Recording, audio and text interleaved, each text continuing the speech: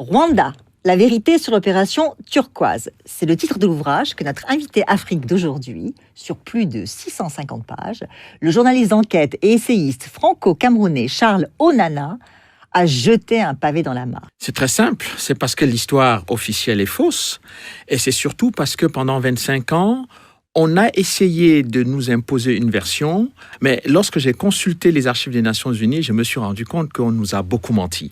Et donc, quand même important, c'est que lorsque le président Kagame a quand même déposé une plainte devant la 17e chambre contre moi, il n'y avait pas que le président rwandais, il y avait l'État rwandais. Donc, j'ai eu 2 grandes plaintes qui ont été retirées 48 heures avant le début du procès. Massivement massacré, et je pense, et j'ai l'habitude de dire que, en fait, ce que les gens ne comprennent pas dans cette histoire-là, c'était que toute cette aide à Kagame, c'était pourquoi ?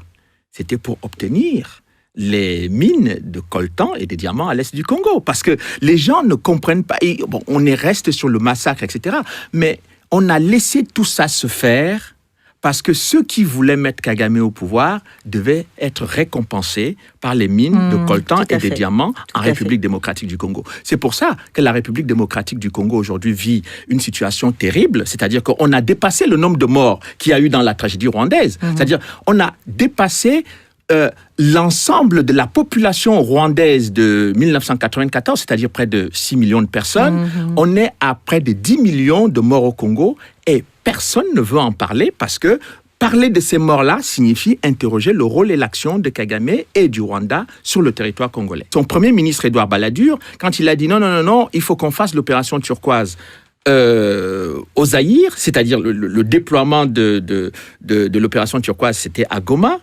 mais le premier ministre Balladur n'a pas compris que, en fait, Goma était l'aéroport international du trafic de diamants et de coltan que ceux qui avaient placé Kagame au pouvoir allaient utiliser après pour exploiter les ressources du Zaïre. Voilà la stratégie qui a été utilisée. Et quand on ne comprend pas cette interaction entre les mines de coltan et de diamants et de tous les minerais de l'Est du Congo, on ne comprend pas ce qui se passe sur ce qu'on va appeler le génocide au Rwanda. Le politique, c'est qu'on comprenne que la prise de pouvoir de Kagame est liée au renversement de Mobutu, puisqu'en 97, c'est Kagame qui vient renverser le maréchal Mobutu avec l'aide des États-Unis et de l'Ouganda. Qui, soit dit en passant, beaucoup de Congolais ont toujours soutenu cette thèse et ne sont pas du tout entendus jusqu'à présent. Mais aujourd'hui, ils ont des éléments de preuve. C'est-à-dire que... je vais encore beaucoup plus loin que ça. C'est-à-dire que ce que j'appelle l'invasion masquée du Zaïre en 94, quand j'ai analysé la stratégie militaire d'occupation territoriale du Rwanda, je me suis rendu compte que Paul Kagame a fermé la frontière avec la Tanzanie, a fermé la frontière avec le Burundi, et toutes les populations étaient dirigées vers l'est du Congo, parce qu'il y avait en prévision d'envahir le Congo. Mais on ne pouvait pas envahir le Congo comme ça, brutalement, militairement. Il fallait qu'on trouve un prétexte. Et le prétexte, c'était lequel ?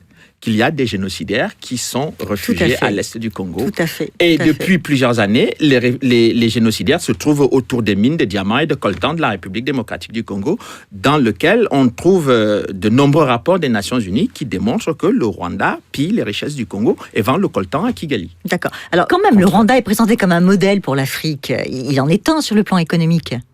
Non, mais ça, c'est de la propagande d'ailleurs. Ce qui serait intéressant, c'est qu'on sache d'où...